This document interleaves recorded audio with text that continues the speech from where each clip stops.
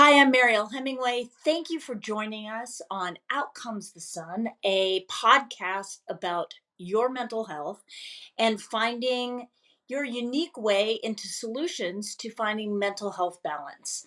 And today I am so thrilled because we have a wonderful, wonderful sponsor called Love Your Rebellion. It's a 501c3 that empowers marginalized groups, including women, immigrants, people of color, people of queer and trans communities, people from low income communities, and people with disabilities through the arts. The LYR zine serves three purposes. One, to create a low cost therapeutic art tool. Two, to donate 50% of annual print run to abuse counseling and treatment. That's called ACT, ACT, a local 501c3 that provides services for survivors of sexual assault, domestic violence, and human trafficking. And three, to provide publishing opportunities to people from marginalized groups. Through ACT, the LYR zine helps roughly 3K people annually since 2020. LYR has been awarded an annual project grant from the city of Fort Myers to help continue the LYR zine program. It's a wonderful organization. We're super happy to have them as a sponsor this week. And thank you so much for joining us.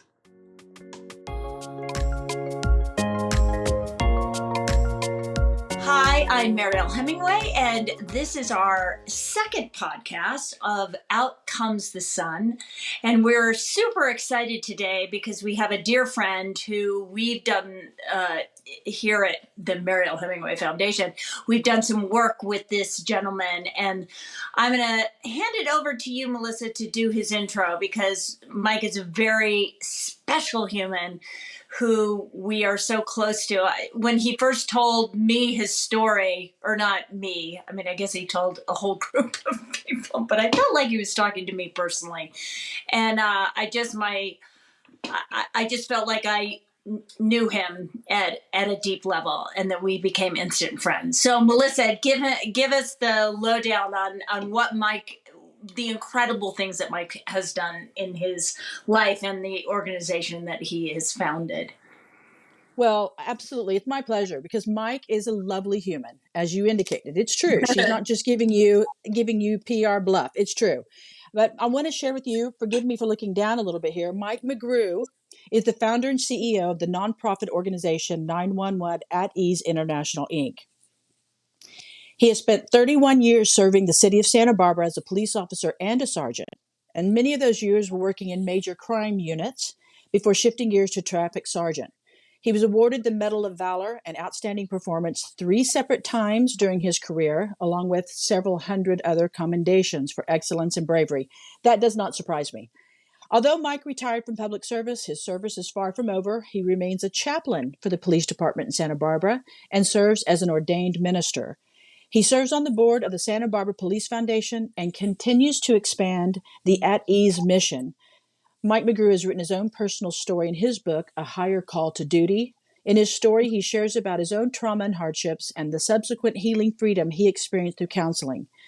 We encourage everyone to go to 911aei.org to learn more about At Ease.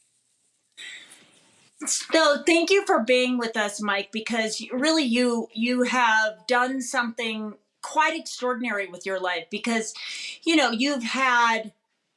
I thought I had a lot of tragedy, and I'm not making light of it. I'm not. But the amount of tragedy that you've had in your life that you turned into something beautiful and loving and kind and change the world with. So, for our listeners who don't know your story, I would love for you to tell a little bit about what happened and why you got on this path to 911 at ease. Thanks, Mariel.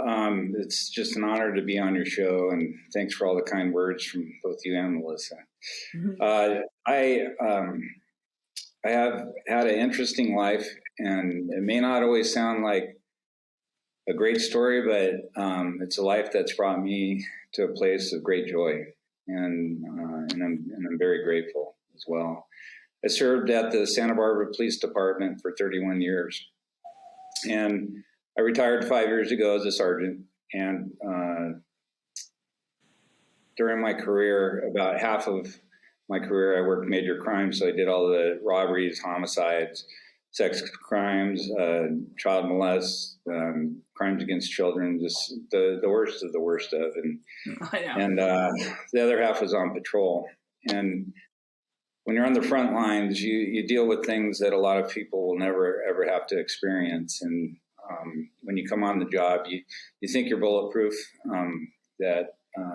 that you're not going to be affected by the traumas that you have to go out and deal with. But it's really what you do is deal with everybody's traumas on a daily basis. And a lot of these calls that you go on, they take a piece of your heart that you know that you're never going to see again, just because of the situation.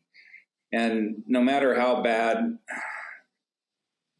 the calls could be sometimes, I always look for something powerful, and it was always there. There was always something good that happened.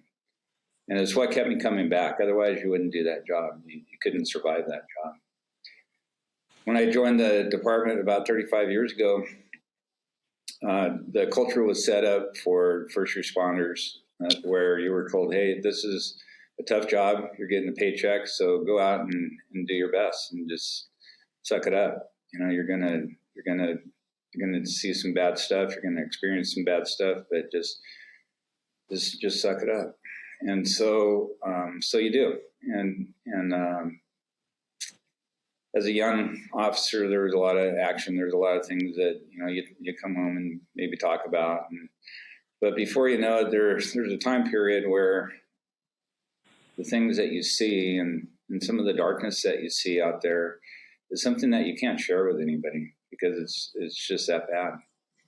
And so you start to shoulder those things. I did, and you think you have, I thought I had pretty broad shoulders, and I would just hang on to that stuff. I didn't have a place to lay any of my burdens down, and part of the culture was, if you're having a hard day, have a drink, or just different coping mechanisms that people might have for dealing with traumas in their life. And so I was no stranger to that either. I worked for about 20 years at the department when something happened in my life that really turned things upside down. And it was when my youngest son, Michael, we called him Titik, when Michael was diagnosed with bone cancer. And, I was always the person that was called to help everybody else. And I was always the person that solved everybody else's problems. And now I was facing something that I couldn't solve, that I didn't have any control over. And it was happening to, the most precious thing in my life, my child. And so it was a hard hit. It was a really hard hit. Michael had his leg amputated. He had to go through chemo, and we spent about 200 days a year in the hospital. And for me, it was the hardest thing to watch my child in that position and just know that I was helpless. I was just I just really had to trust the medical folks that were around us, who were awesome. I have to tell you that everybody that works in the hospitals they have the biggest hearts. They're amazing people, and they become part of your family. So I gained another family there at Cottage Hospital with the pediatric nurses and doctors that just came alongside of us, and social workers, and it was pretty incredible, the people that I met. When my son was diagnosed, the fellow officers and my dad retired as a fire chief here in Santa Barbara. So I've been really close with the fire department and the firefighters. They all wanted to do something. They wanted to help us out. Because when you see somebody that you love in this position, there's just something that you feel like you need to do. And for them, it was, they held a fundraiser, and the idea was to sell chicken lunches up at Earl Warren Showgrounds, a big showgrounds here in Santa Barbara. and for $7, and to raise money to help our families with the copay, because we had to do a lot of traveling down to Los Angeles to UCLA for treatment, and the copays and just everything. It can be financially devastating for parents in that situation. Usually, one of the parents has to quit their job, or it's just a tough go. But when they held this event, 10,000 people showed up for our family from the community, and it was so amazing. Yeah, wow, is all I could say. It was, when you see that outpouring of love and support at that level, there's no words that can really express how grateful you are, and I didn't have them. But what you can do is you can pay it forward. And so every time we help a person, the fruits of that is that there's a synergy that begins. And, it wasn't that I wasn't already helping people serving, but it gave me a different heart, in service, and really a desire to help those that had experienced what I had experienced. And I wanted them to have the same gift as I received from that support from my fellow officers in the community. And so I joined the Police Foundation, and I was actually one of the founding members, and we raised money for incidents like mine, where somebody might be hit with a catastrophic event, and we could be there to help them financially, or we would also purchase safety equipment for the officers. But I don't mean to interrupt your story, but basically I want to just clarify things, because what's really unique about your story is the fact that, you really saw the gaps where people weren't getting help, because you got help and you saw what support would do, and that love, and that, and it sent you on a trajectory. So you created a foundation that would fill the holes that you knew were, these gaping holes that you couldn't fill because of the culture. Like you said in the beginning, it was like this culture of like, suck it up, get through it, deal with trauma, and I think that men typically in the past, not so much now, but typically in the past, that's how, our generation, especially, you were raised to believe that you had to take care of everybody, but, you did it on the chin, not expressing yourself. So that's where I find what you did with your foundation so unique. You really, you have plugged a lot of holes that really needed to be addressed. And that's probably not the best way to express it. And that's where I was heading. So as I was on the foundation, you start something up for one reason, and then more holes are there and more gaps are there that you see. And so the big gap for me was after my son battled the cancer for about 6 years, the cancer had come back 3 times, and they were going to make him a double amputee, and it was just a really tough process. But when he was 18 years old, the way that it ended was that he committed suicide. And I was working that day at the police department, and it happened in the city. So I went to my own son's suicide call. Oh my God. It was something. It was the hardest hit that I've ever taken. And again, I just had support around me. I just had all the right people. And for me, faith became a big deal in my walk. When my son was going through the battle, I came to my faith, and so I had everything that I needed, but I also needed to know. I knew that I needed to reach out. I needed to get some help, and there was, as a cop, it was just like you would never go and access a counselor or tell anybody that you would, or go through a process that would expose that, because of a lot of reasons. Well, yeah, I mean, and again, I apologize to interrupt, but the minute that you expose that need, right, then all of a sudden red flags go up in the department or whatever, because they think that you're unstable or whatever.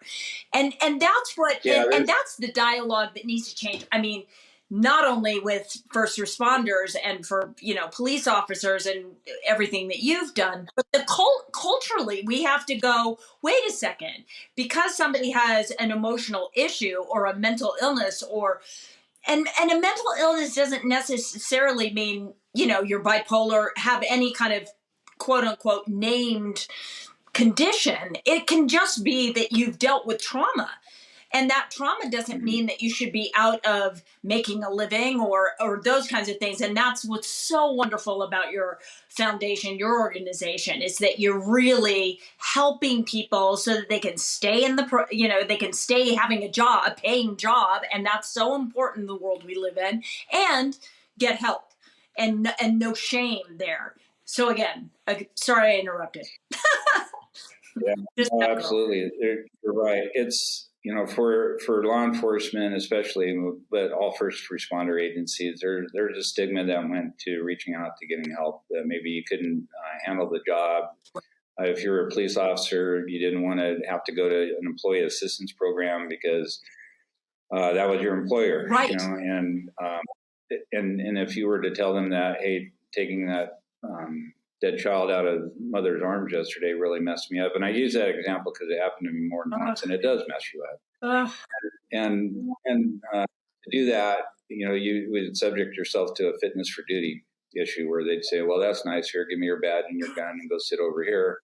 And we'll see if you're fit for duty, if you can handle this job. So nobody mentions that. Right. Or just going through just all these traumatic things. And that's what's really great. No your foundation makes it very, very much that people are safe. They're in a safe space where they can share their story, and there's no repercussions that they're reported or God, you know what I mean? And that's what I see, culturally all over the place. But you must see it so much in your practice. I just think that it's so profound, that you've created safe space for people to do this. And I want to model what you're doing. I want your foundation to really be modeled in every community. I'm so honored that your foundation actually has a presence here in Idaho, which is pretty extraordinary. And also you have a presence with the firefighters, right? Yes. They're obviously first responders, but firefighters, I mean, we love them so much, but man, the trauma, and this is fire season, right? The trauma that happens around the country when these fires start and the homes start burning and, and people, it's just what you're doing is so necessary. So so keep going. I'm sorry, I just keep interrupting because I get very excited. Well, you're right. It is necessary, and there's trauma does affect people and firefighters. That's one of the reasons that my dad was a firefighter. As a child of a firefighter, that saw him go through some things after some really traumatic car accidents or traffic collisions and the different fires and loss of life that they have to experience. And these they're on the front lines as well. We always work together. So after my son died, I got a counselor, and I found out quickly that you have to be able to find the right counselors because not everybody's going to be ready to hear what a first responder has to say. And so I wasn't just a grieving father when I went in for counseling. I was a cop that had 20 years worth of really dark stuff that I had never told anybody about. I never unloaded that on anybody just because you couldn't tell that to your family or neighbors. So you have to be able to have counselors who are culturally competent that understand the trauma that first responders have to go through, that understand the profession and just how the profession changes people as well, because you go in as one person and you can come out an entirely different person in the end if you let that trauma just build up walls in your life. What's so interesting about mental health issues, and I say this over and over, and Melissa and I both say this, is there's not one size fits all, right? There's a different therapist, there's different, therapies for people, not just, talk therapy. There's different things that certain people need to do that other people that wouldn't matter to them. But some people are very physical. They need to learn through, whatever experience. So I just find it, that's why the mental health world is very hard to crack, because there's not one solution. It's a deep dive into finding that person that you feel safe to talk to, but your organization really is powerful. I just, every time I, hear your story and the story and the people, that you have an amazing video that shows, a great firefighter up in Santa Barbara who dealt with the flooding back was that 2018 or was that 2018? Yeah. And, the profound having to deal with watching a child, like be smothered by mud or something.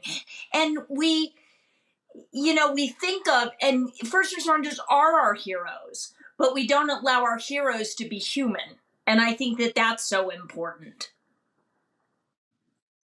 Yes, it is, because we are human, and we have a lot of expectations that are put upon us that a lot of people don't have. And so that, that's another burden. That's, it's what we signed up to do, and it's what we're expected to do. But it's not always easy, because you are human, and these things that we see out there are going to affect you. After I went through the first grief counseling with the loss of my son, that's when I started 911 at Ease International, because I saw the benefit of counseling, and I wanted to get rid of the barriers that were out there that were keeping first responders from accessing behavioral health. And what year was that, Mike? We started it in 2014. Okay. And and we started here in Santa Barbara, and then it quickly spread. And so what we do is we have a program where a first responder can call a confidential number, and once they make the phone call, then they're set up with a counselor that can address the issues that they or their family members are dealing with. And like you said, there's several different types of counseling and several different types of issues that may happen. And, trauma can, post-traumatic stress can come out in a lot of different ways. It can come out in anger, or it can come out in depression, or it can come out in just shutting down. There's just so many things that happen, and then it comes out in marriages and relationships, because when you come home from a difficult day and you can't talk to your spouse, and you just kind of go isolate and go into your own place and try to deal with it, that's not good for relationships. So that's why first responders have a very high suicide rate. We have a very high divorce rate. Alcohol and substance abuse is a big issue. And that's all fallout from trauma. Yeah, it really is. That makes so much sense. Why? That makes so much sense. I mean, it's so painful. And in my opinion, unless you're self-medicating, then if you're not self-medicating with some form of addiction, then you're stuffing it inside a physical body, and then it turns into, a physical ailment for that person. I mean, it's very, you've got to do something with that story, with that trauma. It has to be released. And you've provided, Absolutely. An environment which people can safely do that, and then move on with their, and get on with their lives. Now, also, is this an ongoing thing? Do you find that people just kind of stay with the program kind of forever, or is it an in and out thing? Our heart is just to be able to help somebody get through the fight, and first responders are good in the fight. It's the fight after the fight that gets to us, so it's when you come out of it and then you go home, and then, everything starts to Well, yeah, you're no longer adrenalized and on, like when you're saving somebody. I've never saved anybody, but I can imagine, because I'm an actor. But, I can imagine that you're like adrenalized, you're getting through it. As a parent, we've had those situations where you take control.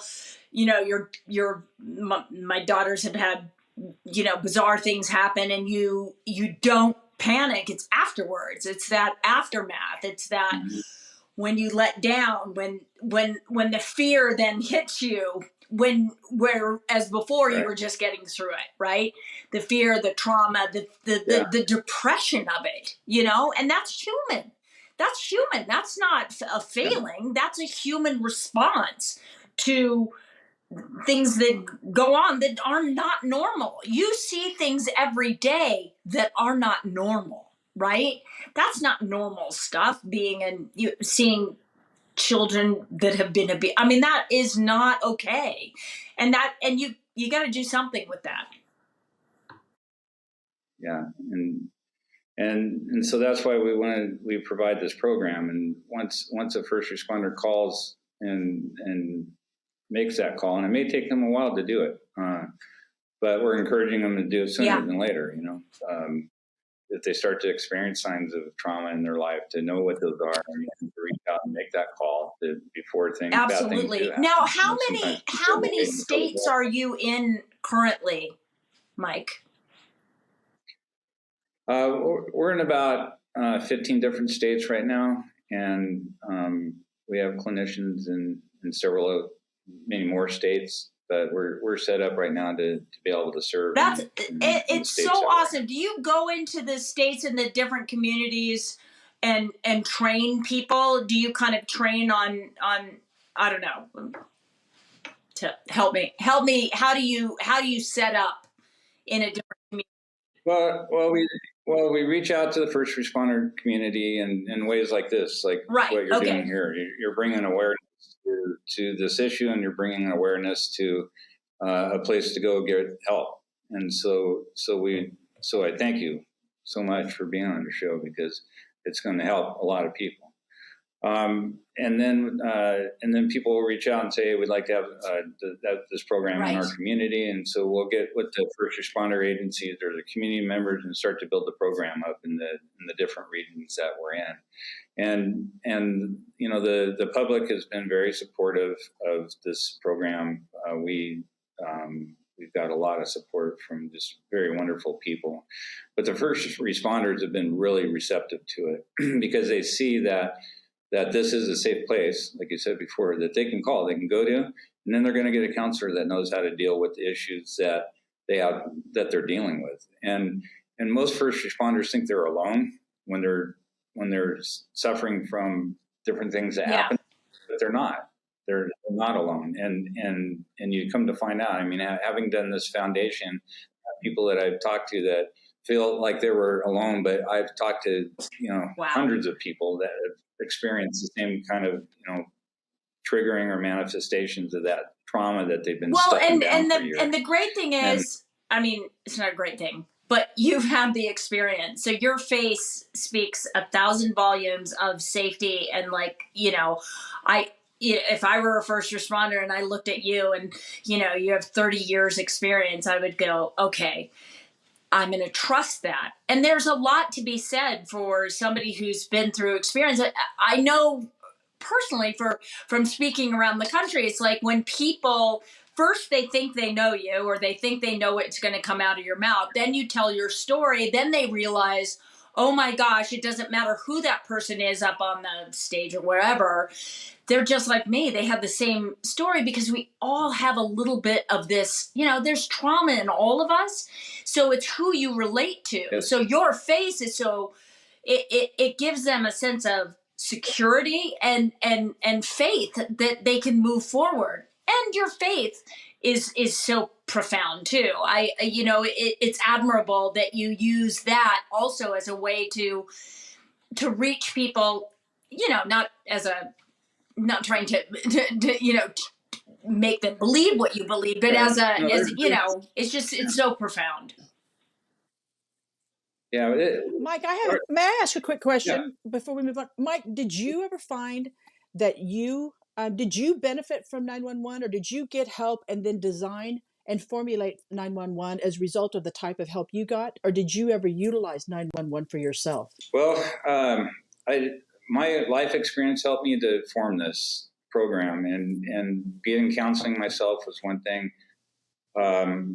From a grief counselor, but I didn't, I laid everything out to a counselor, and I thought I was cool. I'm like, hey, I got this off my chest. I'm good. Let's go forward.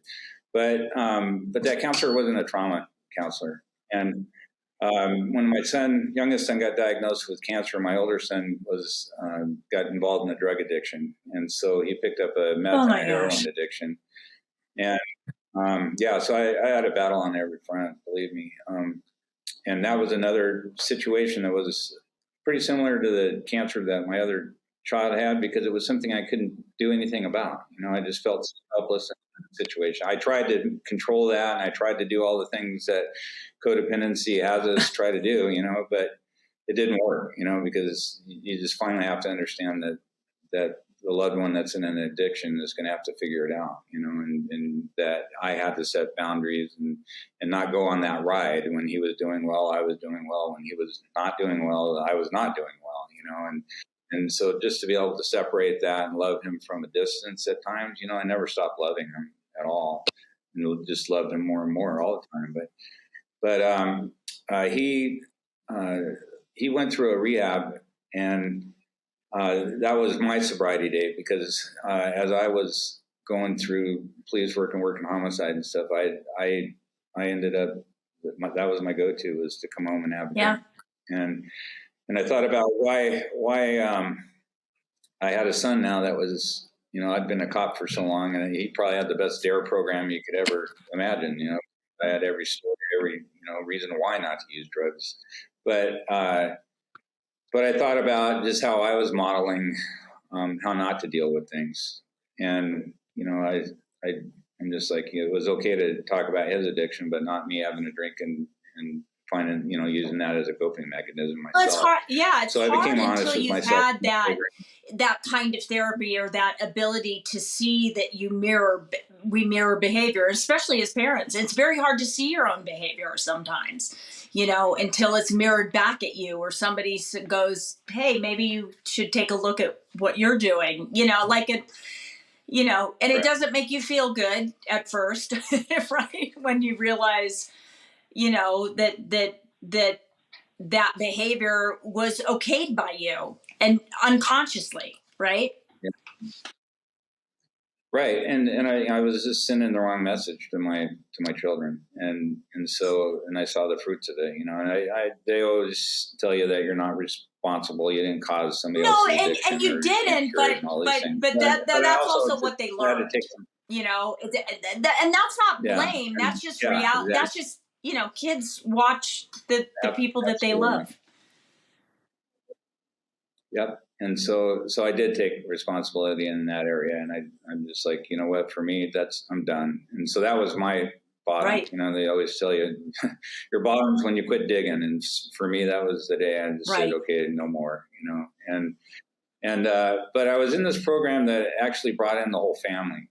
And that was really powerful, because a lot of rehab programs will just work with the person that's in the addiction and not the family. And it's really a family disease. Everybody plays a role in the addiction. And for them to show us, to be a part of that, I'm just like, wow, it was so powerful just to learn how to deal with my son's addiction.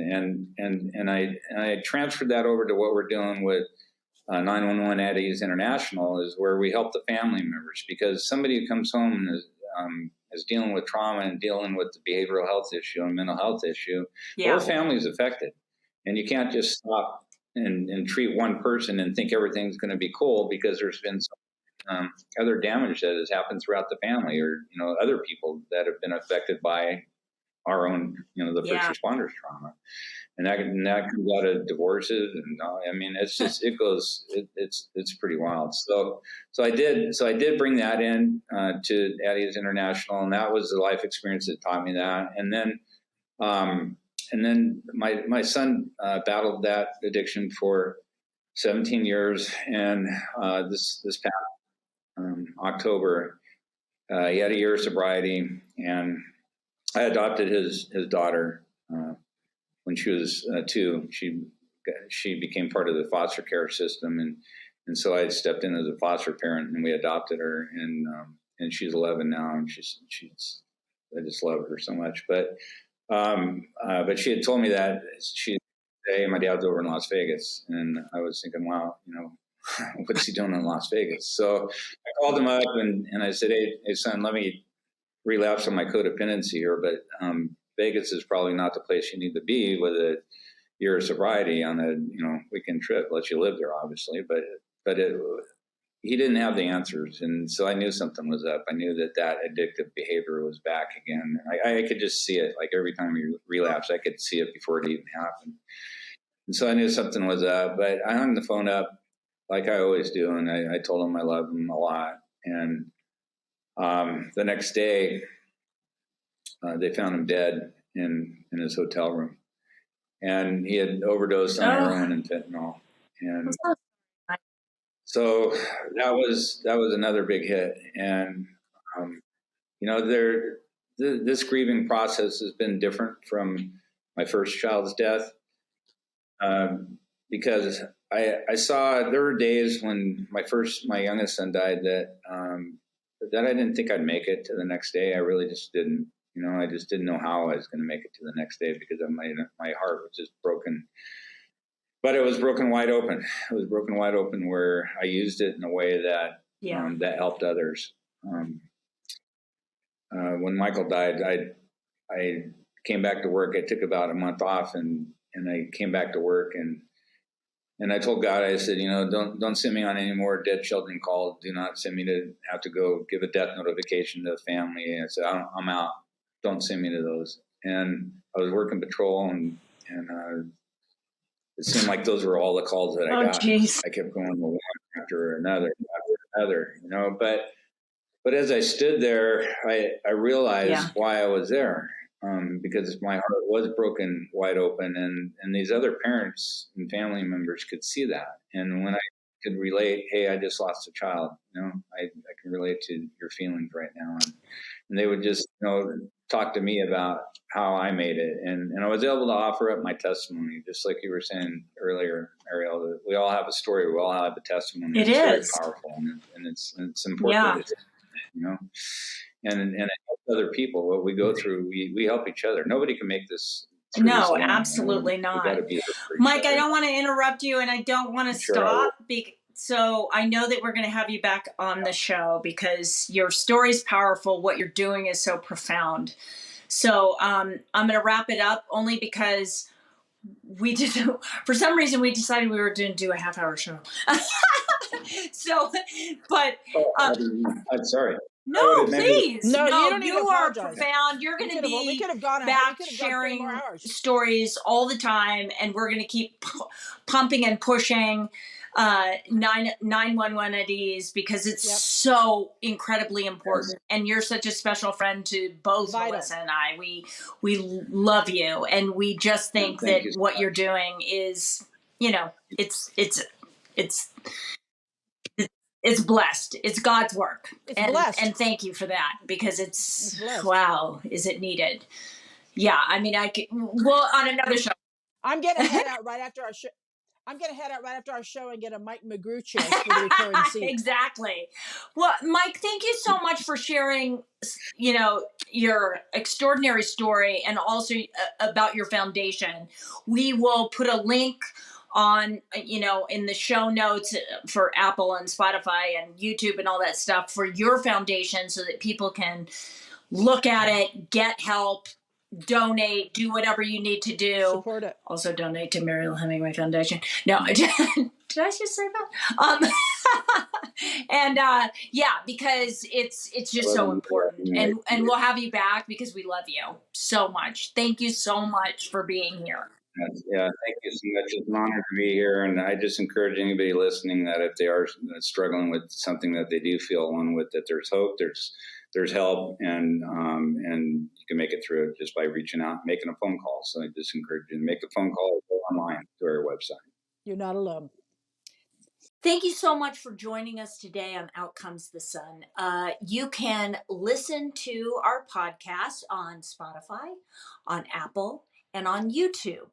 And you can donate to the Mariel Hemingway Foundation at themarielhemingwayfoundation.org. And I want to spell Hemingway for you, Hemingway. INGWAY.org. I only say that because a lot of people put two M's, and that just won't work. Also, if you're watching on YouTube, you can go to the donate button at the bottom, and it will take you right to a link with the QR code. And if you go to marielhemingway.org, you can also press the donate button and be able to donate to the foundation, which is designed to help guide people towards finding the right solutions for their mental health issues.